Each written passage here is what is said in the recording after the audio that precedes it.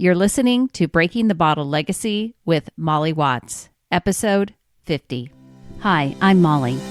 After a lifetime living under the influence of family alcohol abuse, spending more than 30 years worrying about alcohol and my own drinking, believing I had an unbreakable daily drinking habit, I changed my relationship with alcohol forever.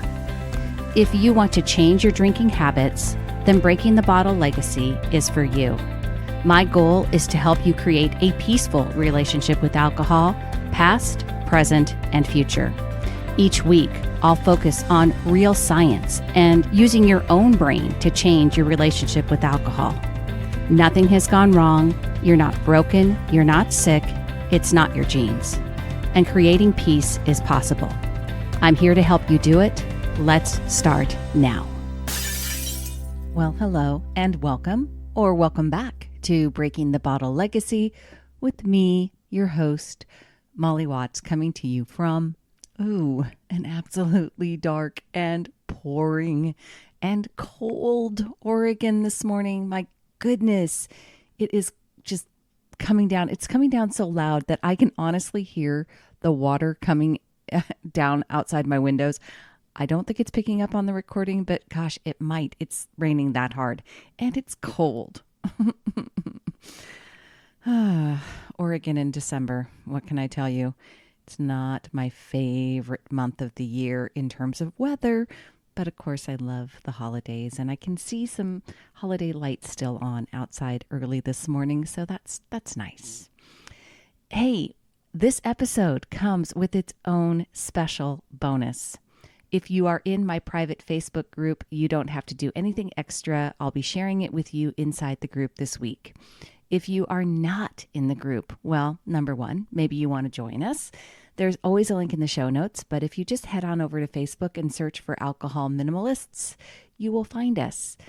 If you join the group, you'll have access to a lot of free resources that I've shared with the group, including my recommended reading list for changing your drinking habits, a reflection and recovery worksheet for off-plan drinking, brain lessons, and I'll be adding this fun extra, my top 5 recipes for low alcohol or non-alcoholic drinks for the holidays. It includes some fun facts you may not realize about cream liqueurs, like most have a really low alcohol by volume and taste delicious. I've pulled together some recipes from some resources you probably not heard of. I hadn't, and you will definitely want to try these drinks. As someone who isn't very adventurous when it comes to drinks, I've always been primarily a beer drinker or a non-alcoholic beer drinker. These won't break the bank, and even if you have to buy an ingredient or two, and they're just fun and festive and feel like a great addition to the holidays. So if you don't want to be a part of the group, totally cool. Just head over to www.mollywatts.com. That's Molly with a Y, Watts with an S. And right on the front page of the website, it's available there too for a limited time. All right, on to this week's episode. It is another in my series of Alcohol and it is called Alcohol and the Holidays. Obviously, this is a timely discussion because right now we are smack dab in the middle of the big holiday season. But I know for many of us, whether it's Thanksgiving, Christmas, Hanukkah, New Year's, there are even other times of the year, St. Patrick's Day, Memorial Day, 4th of July. Alcohol is almost synonymous with the holidays for many of us.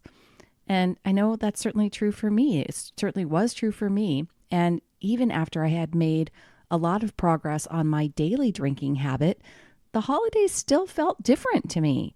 Changing my mindset around them seemed way more challenging. Now, if you've read my book, you know that Thanksgiving was a holiday that I couldn't imagine surviving without overdrinking and overeating, and more on that in a minute. And while I didn't feel the same need to numb out or buffer away stress during Christmas or New Year's, I definitely saw drinking as a way to increase fun over those holidays. I mean, really, what is New Year's Eve without drinking the night away and toasting in the new year, right? Maybe like me, you've made some real progress in changing your daily habits or your typical weekly routine. But here come the holidays, And you might very well be feeling like cutting back on the holidays will be impossible. This episode, we're going to dive into that, what's really going on there, and how you can actually have a wonderful holiday season and do it as an alcohol minimalist.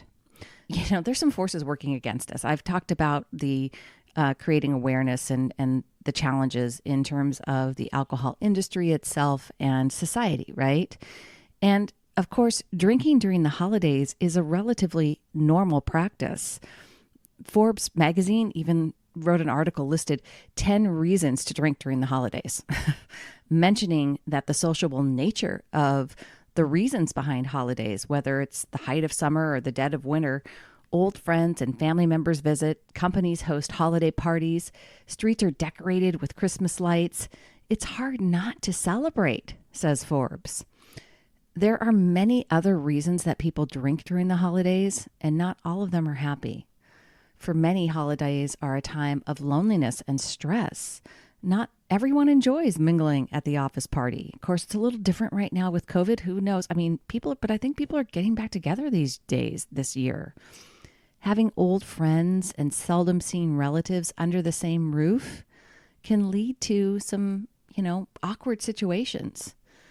Financial and economic struggles are a real problem where there is pressure to buy something to celebrate the occasion while still struggling to pay bills and rent. And in these contexts, it's hard not to want to drown your sorrows in alcohol. So I get that. Given this confluence of celebratory and extra stressors, Forbes writes that it's hardly surprising that many people indulge in seasonal binge drinking. The Distilled Spirits Council of the United States notes that a quarter of the $49 billion a year distilled spirits industry's profits come from the month between Thanksgiving and the New Year. Did you get that? 1/4 of $49 billion a year. That's a lot of money.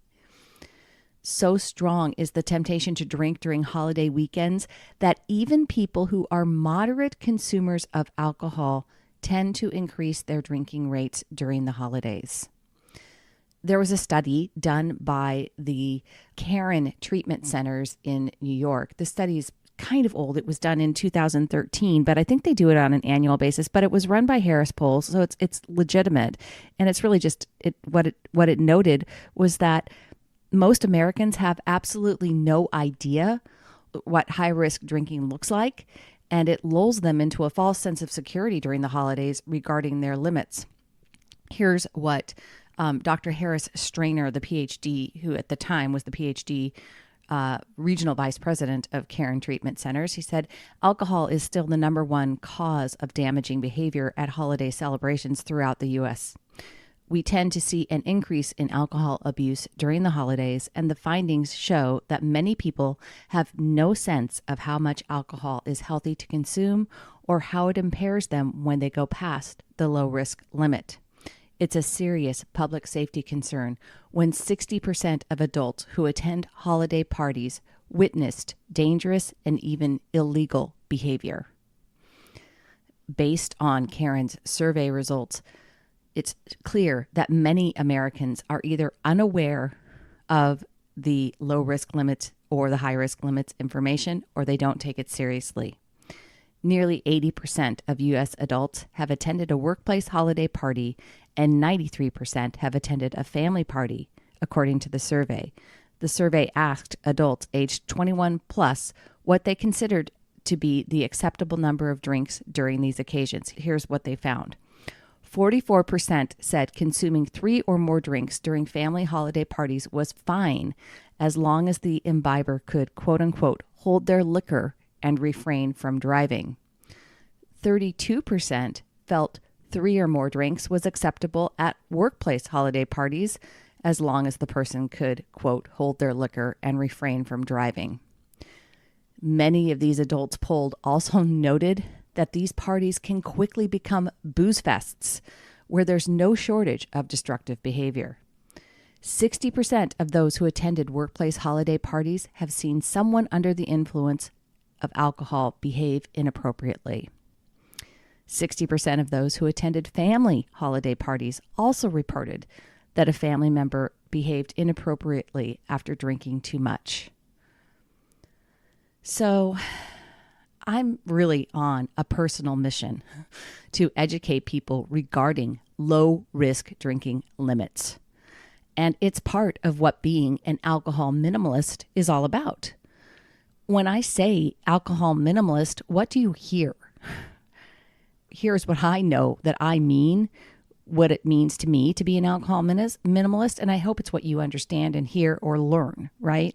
So number one is I stick to low risk limits for including alcohol in my life. As a woman, that is no more than 7 standard drinks in a week and no more than 3 standard drinks in any one day. For the men listening, that is no more than 14 standard drinks in any one week and no more than 4 standard drinks in any one sitting. I am talking about the standard drinks that are here in the United States. That means no more than 5 ounces of wine, 1.5 ounces of distilled spirits, and 12 ounces of regular beer. If you're an IPA drinker like me, it's more like 8 to 9 ounces because of the higher alcohol by volume. Point is, you're going to need to educate yourself on your drink of choice, what your alcohol by volume is, and make that correlation into what a standard drink is. There are calculators. I will put a link in my show notes for a good one on figuring out how much alcohol is in your drink of choice and what a standard drink looks like.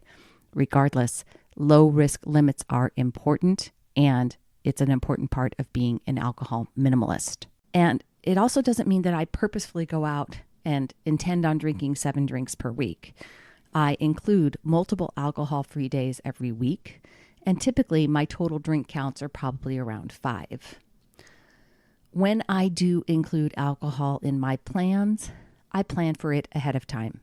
And I know in advance that I'm not going to exceed 3 standard drinks, and most often, if I drink 2 drinks, I know I've had enough and I don't care to drink another.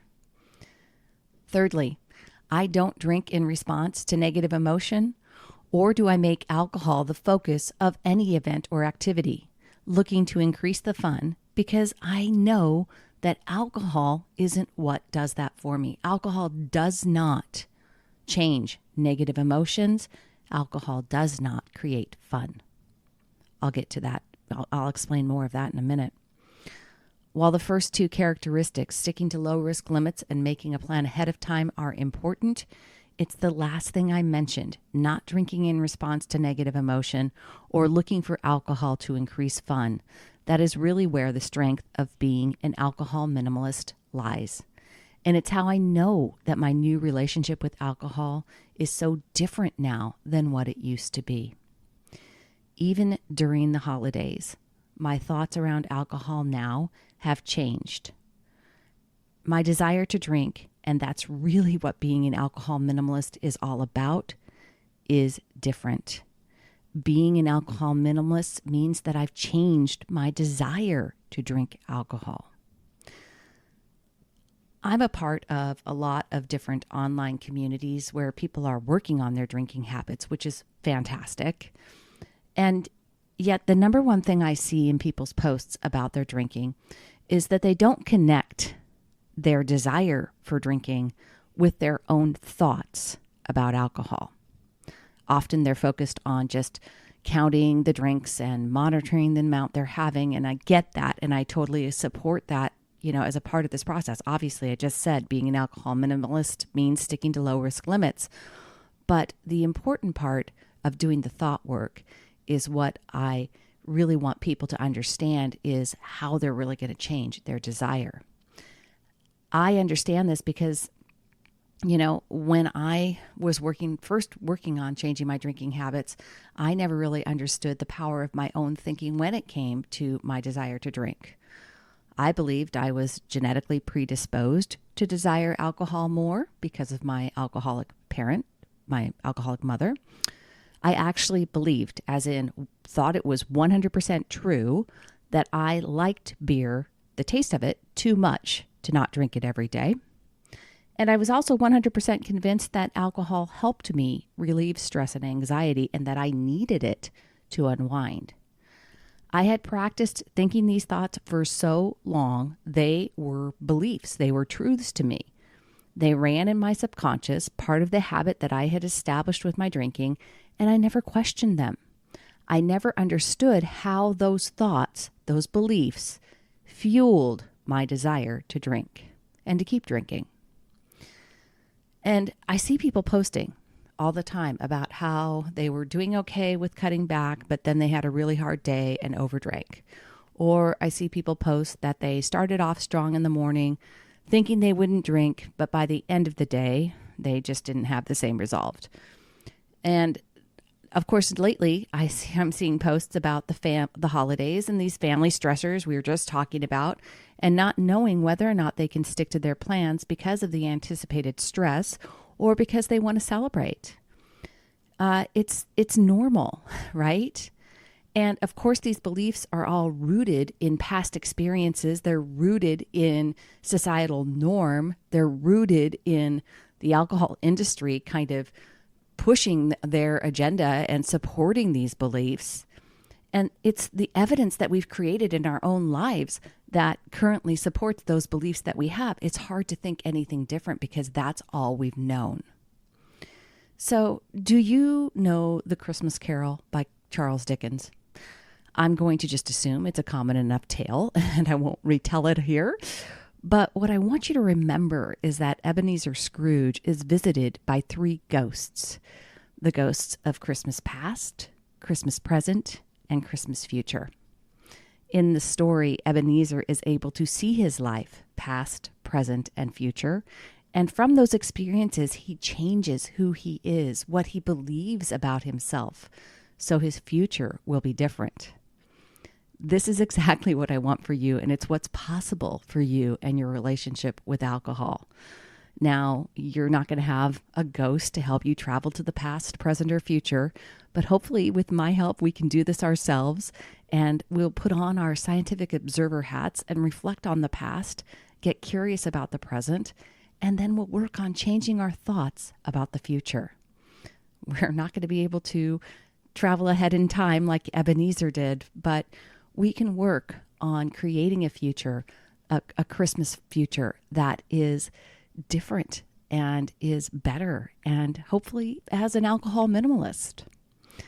So when you look back on past holidays, what do you see? When you travel back to Christmas pasts, were you overindulging and paying the price with feeling hungover and anxious the day or days after? Was alcohol the focus of your family gatherings or your holiday parties? How did alcohol enhance or take away from the holidays? And feel free to, stop, write these down, write down your answers. Literally journaling, of course, if you don't know this already and you've heard me talk about it on the podcast, always good for helping you clarify your thinking. When you remember holidays of the past, do you have nostalgic feelings about your drinking? Or are there some negative associations with drinking that are there? If you could travel back in time and talk to yourself, what would you say?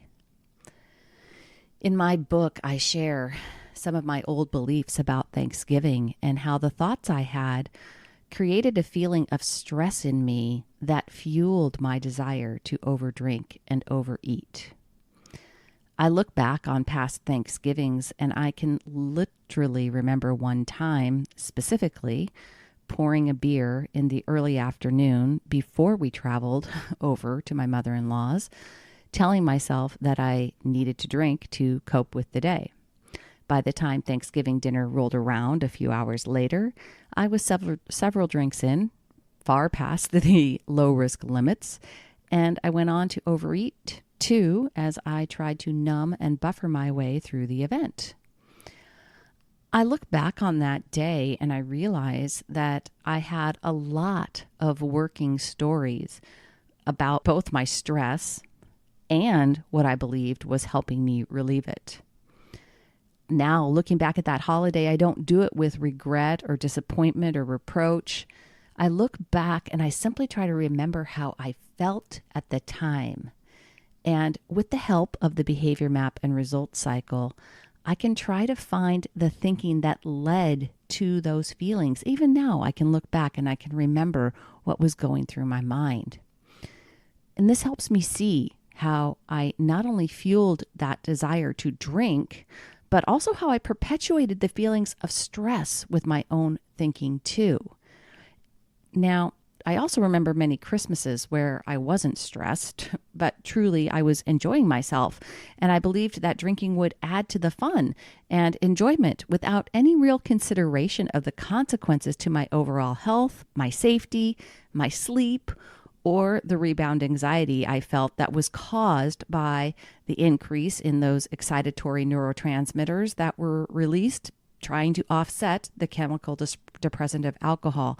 And I've talked about that in past podcasts. You can go find out more if you're not clear what I'm talking about there. When you're working on the past, right?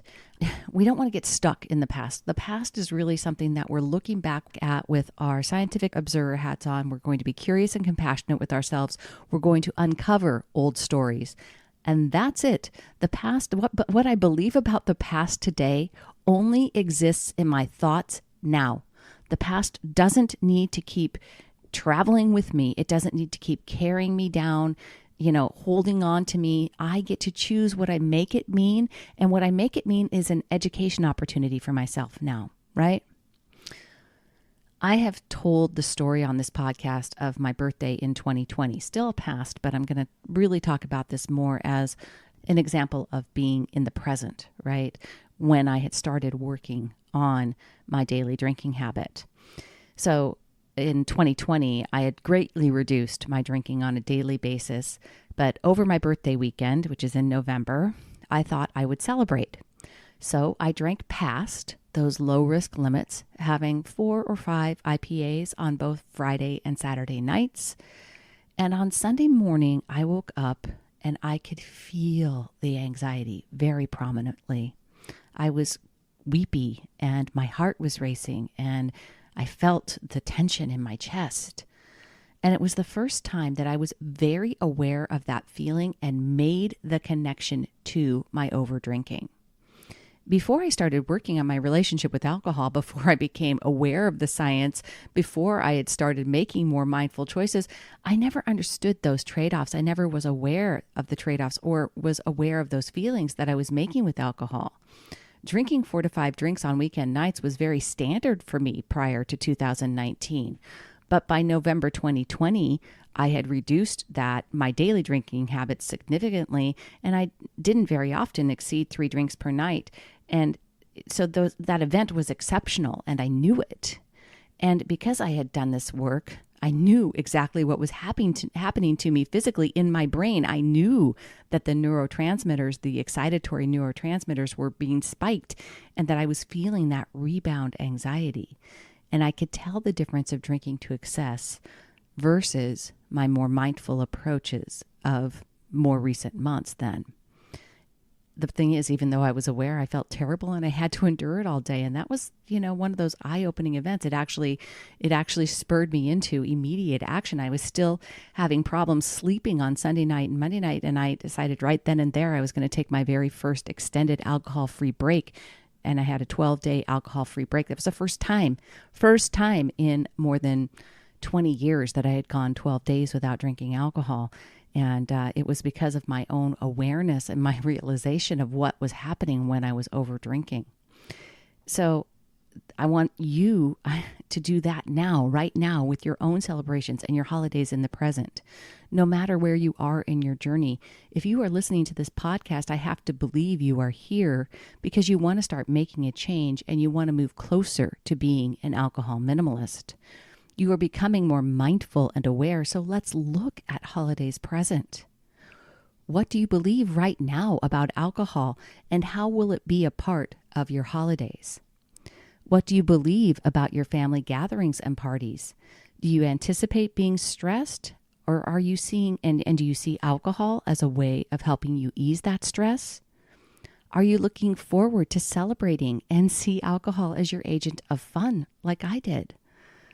Or are you worried that you're going to overindulge and that you simply don't have the willpower you'll need to survive the holiday season? What stories about alcohol are you telling yourself that fuel your desire to drink? Here's the thing with thoughts. They are just sentences in our brain, and every single thought we think is optional. We are, of course, a lot of them run in the subconscious, and part of this work is bringing those subconscious thoughts up to the conscious mind and becoming aware of them. And the thing is, we're very accustomed to simply believing everything we think without questioning it, without trying to see another point of view where our truths might not be so true.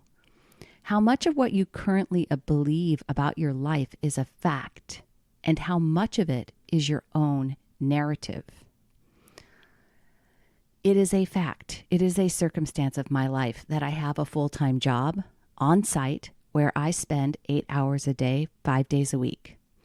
I can choose to see that as a blessing. I can choose to see it as a burden.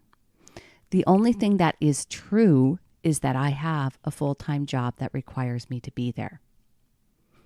Do you see the difference in the narrative?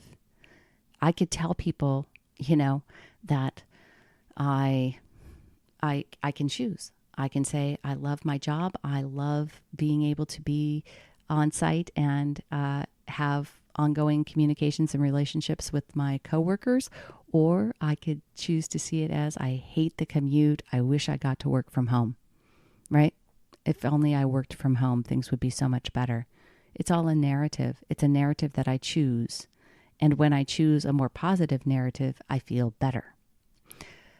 Are there thoughts that you could change to help you relieve your stress?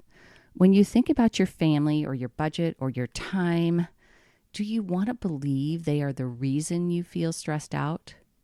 What else is true about the circumstances in your life? When you understand the power of your own brain with how much influence you have in your life to create the feelings you want to have or avoid feelings you don't want to have, like stress and anxiety, it can change how you feel about the holidays. And it can change your desire for alcohol. One of the hardest parts of practicing this thought work is practicing new beliefs. So future beliefs, right? This is Christmas future, if you're with me still on the Christmas Carol analogy. New beliefs are just thoughts that you repeat over and over until they become a new belief, right? When you try to first start believing something different, especially something that goes against all the evidence you've created in your life up to this point, it's going to feel a little awkward.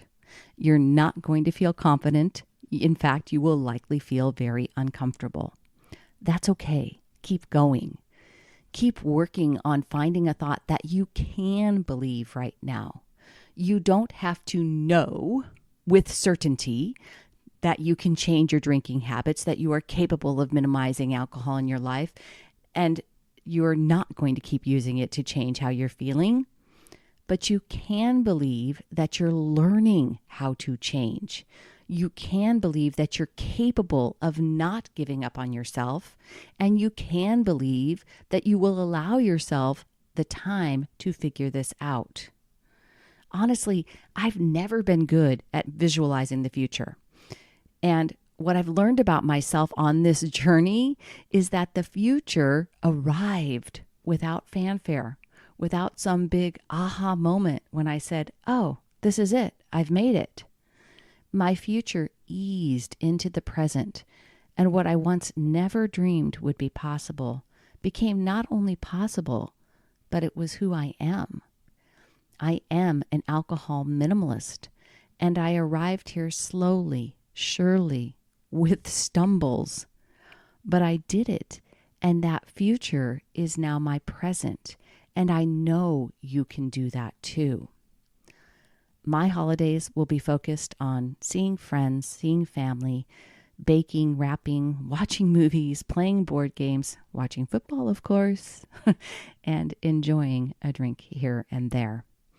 I won't have to worry about my sleep, about my health, about my safety, or how my drinking might impact my anxiety. Will there be stress? Oh, I'm sure my mind will go find some, and I'll have to step back just like you and remind myself that there's always another story to tell. There's another perspective available to me that might help me feel better, and I will work to find it. When days feel more overwhelming and I simply feel like doing the thought work feels too hard, I'll turn on the hot water and sit in a hot bath and try to unwind that way. Taking alcohol out of the equation doesn't mean that my life is, perfect. It doesn't mean it's always easy. It doesn't mean it's always happy. It's always 50-50. That's life. And dealing with my human life is so much better and so much more real and so much more authentic as an alcohol minimalist. And that includes the holidays too. Okay. That's all I have for you this week, my friends. If you want a copy of those awesome holiday low alcohol, no alcohol beverages, please come join the Facebook group or head on over to www.mollywatts.com. That's Molly with a Y and Watts with an S. For those of you that want to stick around for another minute, I want to remind you of Proof Positive, my small group that is starting in January. I'm going to be working on 2 different programs in January, and for anyone who wants to join me, we'll be meeting weekly, and I'll be sending out daily inspirational messages to the group. Here's how you join. Step 1, you go to dryuary.org. That's the group through Moderation Management that is doing January alcohol free. It's 100% free, no investment, but it is a great support group and it's just awesome. You're going to learn a lot and it's a perfect way to start taking an alcohol-free month. Step number 2, go to nutritionovereasy.com/upgrade to sign up for the 30-day nutrition upgrade from Monica Reinagel. This is a 30-day program that is designed to meet you exactly where you are and help you make better decisions regarding your diet and nutrition. Now, that program is normally $49, but with my discount code, MOLLY20, that's Molly with a Y, 20, you will get it for $39. So $39, both programs, and you'll be doing an alcohol-free month and an upgraded nutrition program together with me to kick off 2022 in the very best way we can. That's why we're calling it Proof Positive. We are taking small steps together toward changing our relationship with alcohol and small steps towards improving our nutrition. I'm doing this work with you. And even if you're not perfect, and I know I won't be, especially on the nutrition part, I know that being a part of this group will really start the new year off in a very positive way.